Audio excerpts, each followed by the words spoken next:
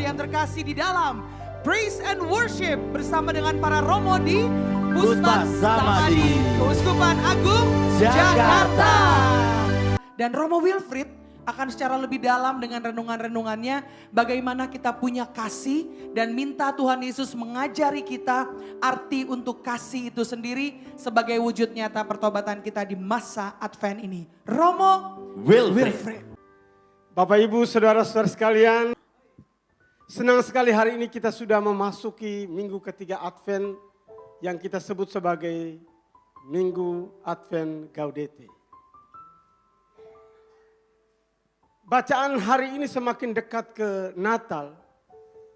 Kita diberi contoh-contoh dari orang-orang yang bisa membawa kita untuk menghayati apa artinya menjadi murid-murid Tuhan.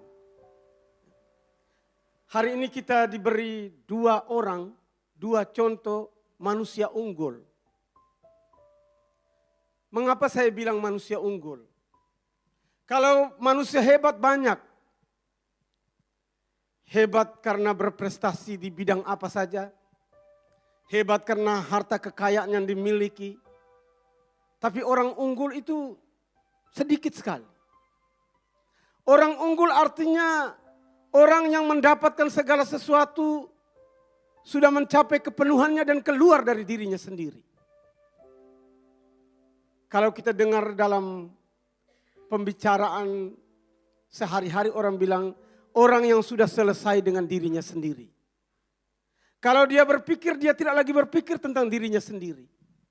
Kalau dia mengumpulkan, dia tidak mengumpulkan lagi bagi dirinya sendiri. Tapi semua yang dia miliki, apa yang ada padanya, dia berikan kepada orang lain. Karena itu hari ini ketika kita mendengar Injil, waktu Yohanes di penjara dengar tentang Yesus, dia kirim murid-muridnya untuk menemui Yesus dan bertanya, apakah engkau itu yang akan datang atau haruskah kami menunggu orang lain? Dan Yesus mau tunjukkan bahwa dia adalah orang yang dinantikan itu dengan menunjukkan kualitas dirinya sebagai manusia unggul. Tidak usah bertanya lagi tentang saya. Pergi dan katakan kepada Yohanes apa yang kamu dengar dan kamu lihat. Orang sakit disembuhkan. Orang kusta ditahirkan. Orang mati dan dibangkitkan. Dan kepada orang-orang miskin diberitakan kabar baik. Dari waktu ke waktu Yesus selalu berjalan keliling sambil berbuat baik. Itu satu indikasi, satu tanda bahwa Yesus sudah selesai dengan dirinya sendiri. Semua yang dia dapatkan tidak lagi untuk dirinya sendiri. Tapi dia berikan kepada semua karena cinta, karena kasihnya kepada umat manusia. Yohanes juga melakukan hal yang sama. Sesudah murid-murid Yohanes pergi, Yesus berbicara kepada murid-muridnya sendiri tentang siapa itu Yohanes Pembaptis. Dia katakan, untuk apa orang pergi ke padang gurun? Untuk melihat bulu yang digoyangkan angin ke sana kemari. Tapi dia tegaskan, untuk melihat nabi dan benar yang ada di sini adalah seorang nabi. Yohanes adalah nabi terakhir yang secara langsung mempersiapkan kedatangan Yesus. Dan dia juga seorang manusia yang unggul. Manusia yang sudah selesai dengan dirinya sendiri. Dia tidak mencari hormat. Dia tidak mencari kebesaran dirinya sendiri. Tapi apa yang dia katakan, biar aku menjadi semakin kecil agar dia menjadi semakin besar. Inilah kualitas diri Yohanes Pembaptis. Kita bersyukur bahwa di minggu ketiga ini, gereja menampilkan bagi kita dua tokoh manusia unggul yang menjadi cermin bagi kita untuk melihat, untuk merefleksikan bagaimana kita seharusnya menjalani kehidupan kita di tengah dunia ini. Meskipun kita manusia tidak sempurna, berjuang dalam jatuh dan bangun kita, tapi kita harus terus maju bersama sambil berkaca pada manusia-manusia unggul ini, Yesus dan Yohanes Pembaptis, untuk membuat diri kita, memberi bagi diri kita bagi dunia, bagi saudara-saudara kita di sekitar kita. Dan tidak ada kualifikasi lebih besar dari manusia unggul selain daripada melakukan cinta kasih. Berjalan keliling sambil berbuat baik. Apa yang Yesus lakukan 2000 tahun lalu masih bisa kita contoh di hari-hari ini. Ada banyak sekali peluang, ada banyak sekali kesempatan, ada banyak sekali waktu, ruang bagi kita untuk berbuat baik. Dan itu tidak mesti menunggu kita harus kaya dulu. Berbuat baik tidak harus menunggu kita kaya. Kalau kita harus menunggu sampai kita kaya, kita tidak akan pernah berbuat baik. Lakukan perbuatan-perbuatan baik dengan cara-cara yang sederhana. Dengan senyum kita. Bapak Ibu sekalian, mungkin senyum yang kita berikan kepada seseorang yang kita jumpai di jalan, itu menyembuhkan luka batinnya. Atau mungkin orang itu sedang mengalami situasi berat. Atau anak yang sedang merencanakan untuk membunuh diri. Tapi begitu dia melihat senyum kita, dia melihat ada kasih yang terpancar dari kita. Dan dia batalkan, dia cancel rencananya untuk bunuh diri. Hal-hal kecil seperti itu. Tidak mesti dengan materi, tidak mesti dengan harta kekayaan. Tapi melalui perbuatan-perbuatan baik kita, melalui kasih kita berikan diri kita. Dan kita tunjukkan bahwa kita adalah bagian dari kasih yang Yesus tunjukkan di tengah dunia ini. Karena itu saudara-saudara sekalian, saya ingin mengajak kita menyanyikan lagu Ajarilah Kami Bahasa Cinta.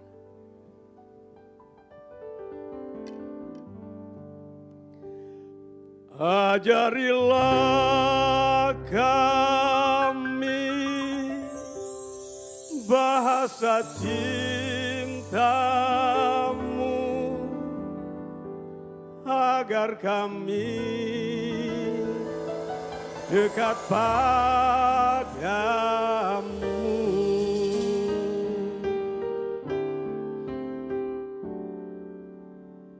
Andaikan aku lakukan yang luhur mulia, jika tanpa kasih cinta hamba tak berguna. Ajarilah kami bahasa cintamu, agar kami dekat padamu ya Tuhanku. Ajarilah kami bahasa cintamu, agar kami dekat padamu.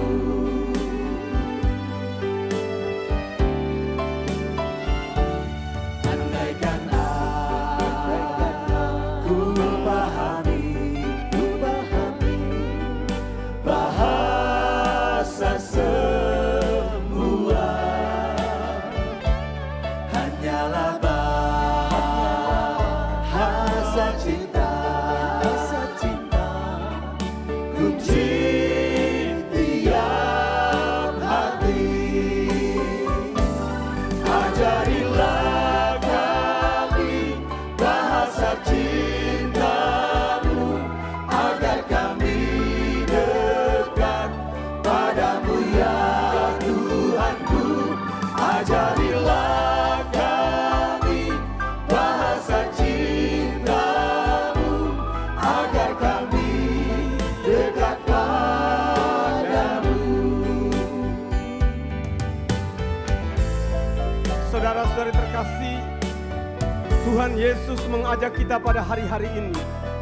Di saat kita sedang menyiapkan diri untuk merayakan pesta Natal, semakin menunjukkan cinta kasih, semakin lebih banyak berbuat baik, agar wajah Tuhan dapat ditemukan di dalam diri kita.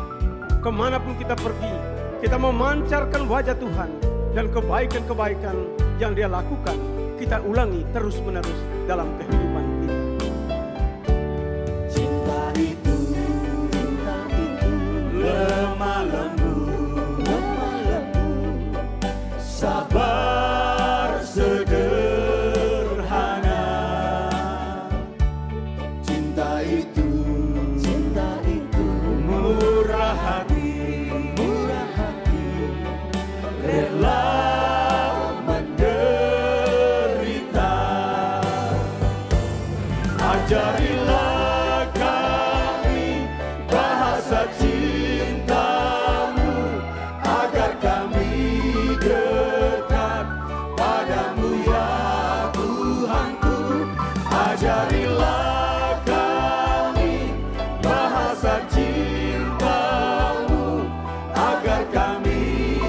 dekat padamu. Ajarilah kami bahasa cintamu, agar kami dekat padamu ya Tuhanku. Ajarilah kami bahasa cintamu, agar kami dekat padamu, agar kami dekat padamu, agar kami